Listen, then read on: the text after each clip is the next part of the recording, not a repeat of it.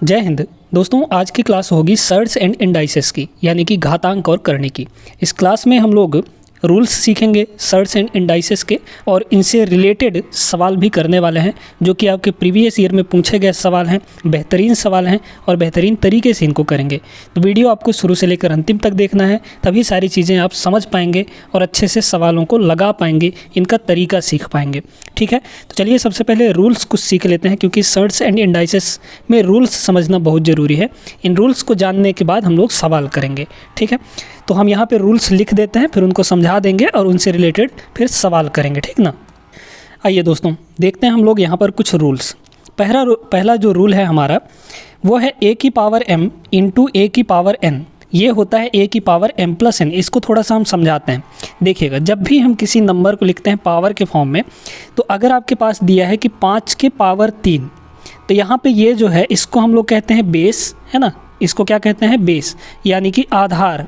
और ये जो ऊपर बैठा हुआ है सर पे, इसको हम लोग कहते हैं पावर, यानी कि हिंदी में कहेंगे घात, है ना। तो बेस और ये पावर।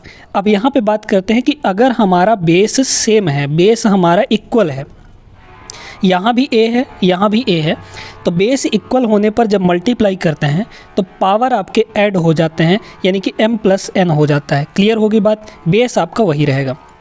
इसी तरीके से डिवाइड में भी होता है कि अगर आपका यहाँ पे अगर आपका बेस सेम है तो नीचे वाला पावर जो है ऊपर जाके घट जाता है जब आपका डिवाइड होता है। क्लियर हो गई बात? दूसरा रूल भी समझ गए। तीसरा रूल ये है कि जब हम किसी भी नंबर को उसका रेसिप्रोकल कर, मतलब कि डिवाइड में लाना चाहते हैं, तो जो उसका पावर है वो चेंज हो जाता है दोस्तों। यानी अगर a पावर m है तो ये किसके इक्वल होगा? इसको जब हम नीचे ले आएंगे तो a पावर माइनस m हो जाएगा, यानी कि जो पावर का साइन है वो चेंज हो जाएगा। इसी तरीके से अगर कोई चीज़ नीचे है तो नीचे से अगर उसको ऊपर ले जाएंगे, वैल्यू उसकी चेंज नहीं होगी, है ना। वैल्यू चेंज नहीं होगी, बस पावर जो है वो आपका साइन चेंज हो जाएगा पावर का। ठीक है, ये जो 3-4 रूल हैं ये आपके जब बेस सेम होता है तब का रूल है। अब आते हैं कि अगर पावर सेम है तो क्या चीज़ें होंगी। देखिएगा, यहाँ पे है a की पावर m इंटू b की पावर m। अब आप देख पाएंगे कि बेस तो अलग अलग है लेकिन पावर दोनों का सेम है। तो जब पावर सेम होता है तो जब पावर सेम होता है तो पावर जो है आपका कॉमन आ जाता है और बेस आपका अंदर ही रह जाता है। ये सिर्फ और सिर्फ तभी होगा जब मल्टीप्लाई और डिवाइड हो रहा हो। प्लस और माइनस के केस में ऐसा नहीं होता है, पावर कॉमन नहीं आता है। ठीक है, तो यहाँ पर a power m into B power m जो है वो होगा a इंटू बी, और पूरे का पावर हो जाएगा m, क्योंकि पावर दोनों का इक्वल है, सेम है। यहाँ पर भी जैसे a power m upon b power m है, अब डिवाइड हो रहा है तो a और b दोनों का पावर m है, यानी कि ये होल पावर m में चला जाएगा। ठीक है, अगला रूल ये है कि हमारा देखिएगा, इसमें कई लोग बहुत गलती करते हैं कि किसी भी नंबर का पावर जैसे 0 दे दिया, यहाँ पे दे दिया कि 3 की पावर 0 है, तो लोग सीधे क्या करते हैं? 0 कर देते हैं। ऐसी गलती नहीं करना है आपको, है ना। नंबर आपको कुछ भी दे दे दोस्तों, नंबर आपको कुछ भी दे दे, अगर पावर में 0 है तो उसकी वैल्यू 1 हो जाती है, याद रखिएगा हमेशा। अब आते हैं इसमें थोड़ा सा करणी का भी रूल समझ लेते हैं। तो यहाँ पर जैसे मान लीजिए कि आपके पास लिखा गया है रूट का 5। इसका मतलब क्या है? इस रूट का मतलब है पावर में 1/2। पावर में कितना? 1/2। मान लीजिए यहाँ पे अगर क्यूब रूट लिखा होता, क्यूब रूट का साइन यही होता है। क्यूब रूट मान लीजिए कि आपका यहाँ पे 8 दिया गया है ना। तो इस क्यूब रूट का मतलब है 8 तो अंदर है, पावर में आपके कितना हो जाएगा? 1/3 हो जाएगा। ये छोटी छोटी चीज़ें हैं जिनको आपको जानना बहुत ज़रूरी है। ठीक है, क्लियर हो गई एक बात। अगर यहाँ पे 4th रूट रहता है ना, 4/8, तो उसको क्या लिखते? 8 की पावर 1/4 में, यानी जो यहाँ पे होता है nth रूट जो है वो पावर में 1 अपॉन में चला जाता है। इतनी चीज़ सभी को समझ में आ गई होगी। ठीक है, अच्छा एक रूल और छूट रहा है हमारा। एक रूल ये है कि देखिएगा, अगर a की पावर m है और इस पूरे का होल पावर n है, यानी कि दोनों पावर के बीच अगर ब्रैकेट लगा हुआ है, तो जब ब्रैकेट हम हटाते हैं तो दोनों पावर आपस में मल्टीप्लाई हो जाते हैं, यानी a power m into n हो जाएगा दोस्तों, है ना। ये रूल आपको भी याद रखना है।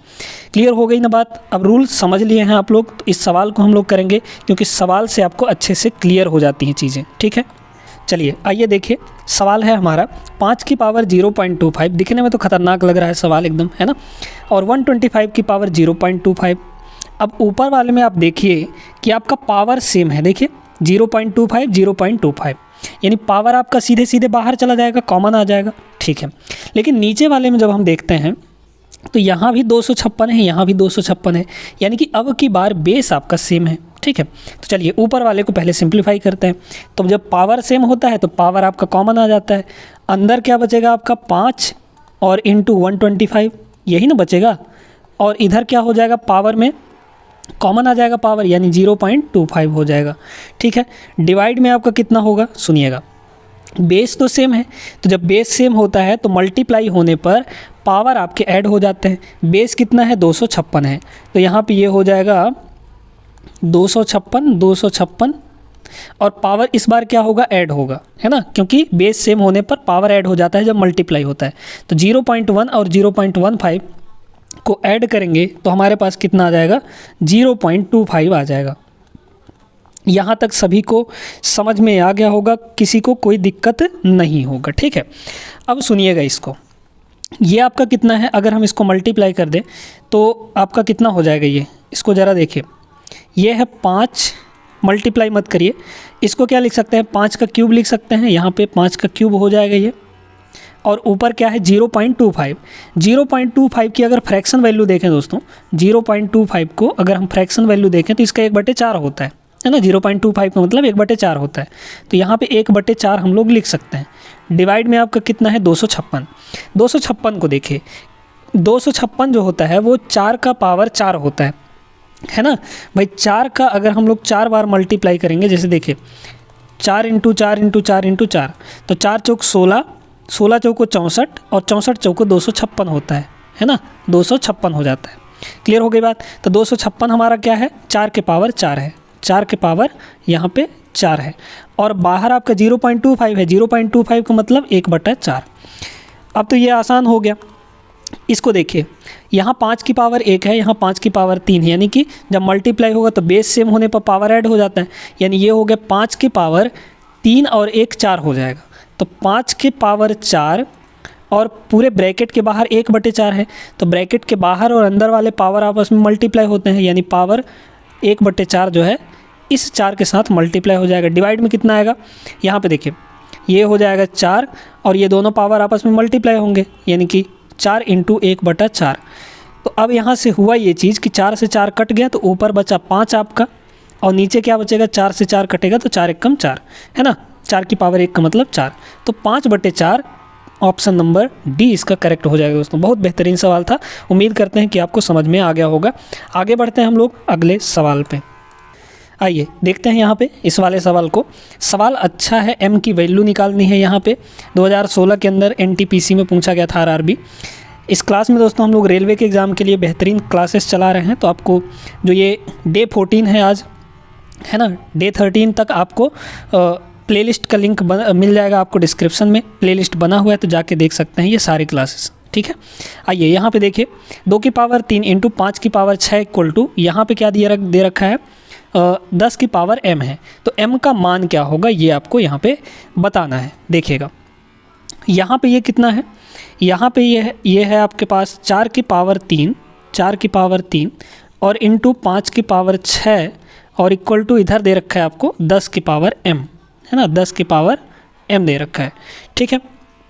अब सुनिएगा यहाँ पे क्या है ना, इसको अगर हम लोग अलग अलग करें, इसको अगर हम लोग अलग अलग करें और 4 को हम लोग लिख सकते हैं 2 का स्क्वायर होता है, तो ये हो जाएगा टोटल 2 की पावर 6, है ना भाई, ये 2 का स्क्वायर है और इसके भी पावर में 3 लगा हुआ है, तो 2 3 ये 6 हो जाएगा, यानी 2 की पावर 6 और ये हो जाएगा आपका 5 की पावर 6 इक्वल टू इधर क्या होगा 10 की पावर m हो जाएगा। अब आप जानते हैं कि जब पावर सेम होता है तो पावर कॉमन आ जाता है, यानी अंदर बचेगा 2 इंटू 5 और कॉमन हमारा पावर होगा यानी कि 6 इक्वल टू इधर हुआ 10 की पावर m, ये हुआ 5 दूना 10, 10 की पावर 6 इक्वल टू 10 की पावर m। अब देख सकते हैं कि अगर बेस इक्वल है तो पावर भी हमारा इक्वल होना चाहिए, यानी m जो है किसके बराबर होना चाहिए, 6 के बराबर। ऑप्शन नंबर बी इसका करेक्ट हो जाएगा, ठीक ना। तो सभी को समझ में आ गया होगा, अच्छा सवाल था, उम्मीद करते हैं क्लियर हो गया होगा। आगे बढ़ते हैं, अगले सवाल पे चलते हैं।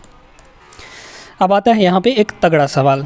एक बार वीडियो रोककर इसको लगाने का प्रयास ज़रूर करिएगा, लगाइए एक बार, है ना, क्योंकि लगाने से चीज़ें आपकी इम्प्रूव होती हैं, तो ज़रूर लगाइएगा, ठीक है। इसमें आपको सरल करना है, ये जो आपके पास दिया गया है इसको सिंप्लीफाई करना है। ऑप्शंस ये रहे आपके, चलिए लगाते हैं। तो यहाँ पे ये है ना दोस्तों कि जो अंडर रूट के अंदर है इनको तोड़ना होता है ना। यहाँ पे 32 है, यहाँ पे आपका 50 है, तो इन सभी को तोड़ना है आपको। तोड़ेंगे तो चीज़ें समझ में आएंगी। देखिए कैसे, यहाँ पे ये हो जाएगा 4 और रूट, इसको देखिए 18 को हम लोग लिख सकते हैं 9 × 2, 9 × 2, ठीक है। फिर प्लस लगा है 7, इसको हम लोग क्या लिख सकते हैं 16 × 2, 32 को लिख सकते हैं 16 × 2, है ना। फिर आपके पास क्या है माइनस रूट 2 रूट 50 को क्या लिखेंगे 25 × 2, 25 × 2, ठीक है। हमको जो है रूट के अंदर इक्वल वैल्यू बनानी है, इसलिए हम ऐसा कर रहे हैं। अब सुनिए क्या होगा, यहाँ पे क्या है रूट के अंदर 9 है, 2 है, रूट 9 की वैल्यू कितनी होती है 3 होता है, तो 3 तो आपका बाहर निकल जाएगा, तो यानी ये हो गया 4 × 3, और लेकिन 2 का तो कोई भी रूट नहीं होता है ना, इंटीजर वैल्यू कुछ नहीं होती है, तो रूट 2 अंदर ही रहा आएगा। प्लस यहाँ पर देखिए 7, ये 16, 16 का वर्गमूल कितना होता है 4, 4 आपका बाहर आ गया, अंदर क्या बचा 2, माइनस यहाँ पे भी वैसे ही 25 का वर्गमूल कितना होता है 5 होता है, तो 5 आपका बाहर आ गया, अंदर बचा कितना 2, ठीक है।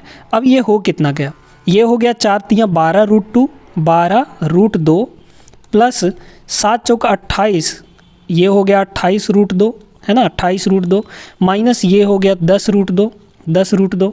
अब सुनिए क्या हो रहा है कि ये होगा ब्रैकेट के रूट के अंदर देखें तो √2 आपका अंदर हो गया, तो चाहे तो √2 को आप बाहर कॉमन ले सकते हैं, है ना। तो होगा क्या 12 और 28, ये हो जाएगा आपका 40, 40 में से 10 घटाएंगे तो आ जाएगा 30, यानी 30 और कॉमन हमारा क्या आया था √2 आया था, तो √2 हो जाएगा, यानी 30 √2 इसका करेक्ट आंसर है ऑप्शन नंबर ए। क्लियर हो गई ना बात। आगे चलिए बढ़ते हैं अगले सवाल पे। देखिएगा दोस्तों यहाँ पे ये सवाल अच्छा सवाल है, इसको एक बार ट्राई ज़रूर करिएगा लगाने का, फिर तो हम सोल्यूशन बताएंगे ही।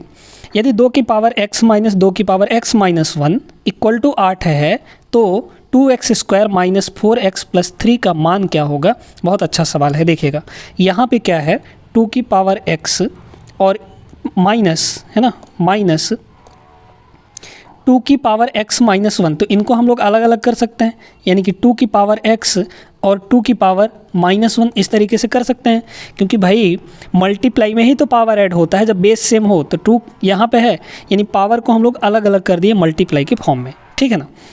इक्वल टू ये कितना दे रखा है, ये दे रखा है आपको 8 के बराबर। अब 2 की पावर x यहाँ भी है, 2 की पावर x यहाँ भी है, तो 2 की पावर x जो है वो कॉमन आ जाएगा, तो यहाँ क्या बचेगा 1 माइनस, यहाँ तो 2 की पावर -1 बचेगा। अब 2 की पावर -1 जो है ये किसके बराबर है, ये है 1/2 की पावर 1, यानी जब हम नीचे ले आएंगे तो पावर आपका क्या होगा पॉजिटिव बन जाएगा। हम बताए थे ना कि नीचे ले आएँ या फिर ऊपर ले जाएँ तो पावर का जो साइन है वो चेंज हो जाता है, ठीक है। तो 2 की पावर 1 हो गया, नीचे में आके पॉजिटिव 1 हो गया, यानी 1/2 हो गया, तो 2 की पावर -1 का मतलब 1/2 हो गया। इक्वल टू इधर क्या है आपका 8 है। अब यहाँ पर देखिए ये हो जाएगा 2 की पावर x इक्वल टू, ये आपका क्या हुआ 2 × 2 -1, यानी 1/2 हो गया। इसको सॉल्व करेंगे तो 1/2 आएगा, यहाँ पे लिख देते हैं, ठीक है 1/2। एक बार स्टेप वाइज आपको समझा देते हैं। ये हो गया आपका 8, 2 उधर जाके मल्टीप्लाई हो जाएगा, तो इधर बचा सिर्फ 2 की पावर x, ये हो जाएगा 2 की पावर सॉरी है ना 8 × 2 हो जाएगा, मतलब 16 हो जाएगा, और 16 होता है आपका 2 की पावर 4 के बराबर। बेस आपका सेम दिख रहा है, बेस सेम है तो पावर भी सेम होगा, यानी कि x की वैल्यू कितनी आ जाएगी 4 आ जाएगी।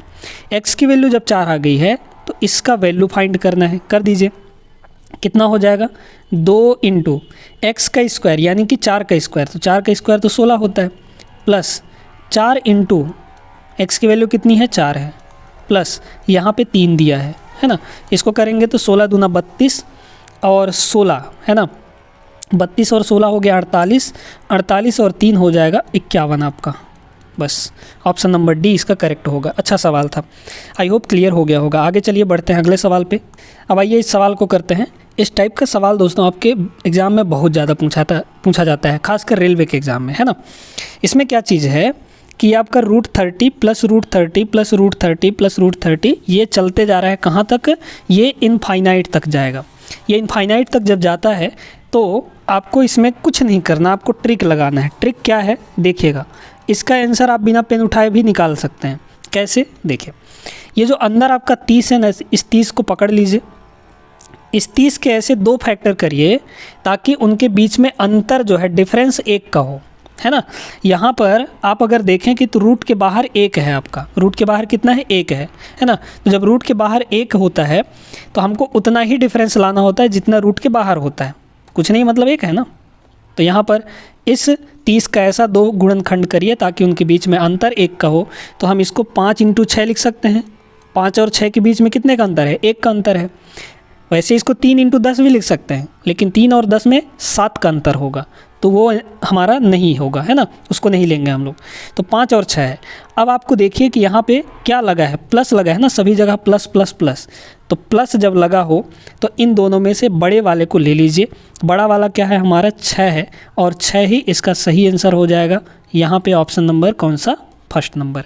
अगर बीच बीच में माइनस लगा होता तो माइनस के केस में हम लोग इस छोटे वाले को ले लेते, यानी 5 आपका आंसर हो जाता जब माइनस लगा होता, ठीक है ना। चलिए, तो समझ में आ गया। इस टाइप के सवाल अब आप लोग कर लेंगे। ऐसे कुछ और सवाल करते हैं। देखिए, इसमें भी वही चीज़ है, वही काम करना है आपको। √2 प्लस √2 प्लस √2 ये अनंत तक चला जा रहा है ना, कहीं रुक नहीं रहा है। तो आप 2 को ले लीजिए। अब 2 का ऐसा 2 फैक्टर करना है जिनके बीच में डिफरेंस 1 का हो, तो 1 × 2 लिख सकते हैं, 2 × 1 = 2 होता है ना। अब प्लस प्लस लगा है तो बड़े वाले को ले लीजिए। बड़ा वाला हमारा क्या है, 2 है, 2 आपका करेक्ट आंसर हो जाएगा, यानी कि ऑप्शन नंबर डी। माइनस लगा होता तो 1 इसका आंसर हो जाता, है ना, आंसर 1 हो जाता। हो गए क्लियर, आगे चलिए। अब इसको देखिए, ये आपका माइनस वाला है, इसमें 72 दिया गया है ना। तो 72 को पकड़ के बाहर निकालिए। अब इसको देखिए कि ऐसा कौन सा 2 गुणनखंड होगा जिनके बीच में डिफरेंस 1 का हो। तो यहाँ पे 8 नहीं हो, 72 होता है कि नहीं, 8 × 9 लिख सकते हैं इसको। बीच बीच में लगा है माइनस, तो जब माइनस लगा होगा तो छोटा वाला आपका आंसर होगा, यानी 8 होगा। तो 8 इसका करेक्ट आंसर हो जाएगा दोस्तों, है ना। ऑप्शन नंबर ए करेक्ट हो गया। देखिए कितना आसान है। तो इस टाइप के सवालों को बनाना बहुत ज़्यादा आसान होता है। आप इनमें 1 सेकेंड से ज़्यादा लगाएंगे तो आपका यहाँ पे दुर्भाग्य है, ठीक है। इस टाइप के सवालों में बस आपको ये सोचना है कि ऐसा 2 गुणनखंड में कौन कौन होगा 2 गुणनखंड, ताकि उनके बीच डिफरेंस 1 का हो। बस माइनस लगा है तो छोटा वाला ले लीजिए, प्लस लगा है तो बड़ा वाला ले लीजिए, बस, है ना। आगे चलिए, कुछ और सवाल करते हैं। देखिए दोस्तों, इस सवाल को, ये बड़ा ज़बरदस्त सवाल है ना। इसमें आपको एक छोटा सा कॉन्सेप्ट समझना पड़ेगा। आपको दिया है 2a - 3 का स्क्वायर प्लस 3b - 5 का होल स्क्वायर प्लस 4c - 7 का होल स्क्वायर इक्वल टू आपका 0 के बराबर है। तो आपको इसकी वैल्यू फाइंड करनी है। अगर इसकी वैल्यू निकालनी है तो हमको सबसे पहले a, b और c इन तीनों का वैल्यू चाहिए। और इन तीनों का वैल्यू हमको कहाँ से मिलेगा, हमको यहाँ से मिलेगा, इस वाले इक्वेशन से। चूँकि यहाँ पर सिर्फ एक ही इक्वेशन है तो आप सोच रहे होंगे कि एक इक्वेशन से 3 ठो वैल्यू कैसे मिल सकता है। मिलेगा, ध्यान दीजिएगा, है ना। एक बात बताइए दोस्तों कि अगर हम कहें कि किसी वैल्यू का स्क्वायर करना है, ठीक है, किसी भी वैल्यू का, जैसे मान लीजिए कि हम यहाँ पे -2 का स्क्वायर कर रहे हैं, तो -2 का स्क्वायर तो ये कितना देगा, +4 देगा, है ना।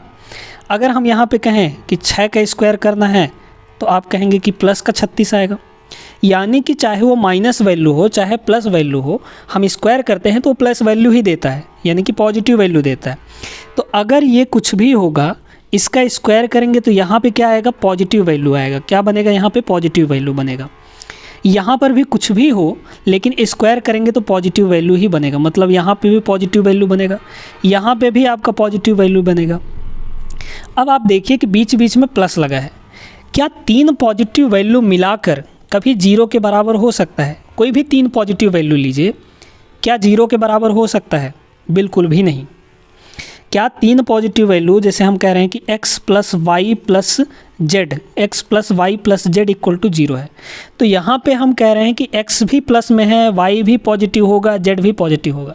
तो ऐसा कोई पॉसिबल वैल्यू होगा कि तीनों को जोड़ने पर 0 आ जाए? बिल्कुल भी नहीं, है ना। किसी न किसी एक को माइनस होना पड़ेगा, तब वो जाके आपका 0 बनेगा। तो जब आपके तीनों वैल्यू पॉजिटिव हों, इसका मतलब ये है कि तीनों जब अलग अलग जीरो होंगे, यानी तीनों वैल्यू जब जीरो होंगी तभी तीनों का टोटल आपका जीरो होगा, यानी तीनों वैल्यू यहाँ से जीरो हो जाएंगे। तीनों को आपको जीरो करना पड़ेगा, ये भी जीरो होगा, ये भी जीरो होगा, ये भी जीरो होगा, तभी तीनों का सम जीरो के बराबर आएगा, अन्यथा नहीं आएगा। तो 2a माइनस 3 की वैल्यू भी जीरो होनी चाहिए, 3b माइनस 5 की वैल्यू भी जीरो होनी चाहिए, और यहाँ से 4c माइनस 7 की वैल्यू भी जीरो होनी चाहिए।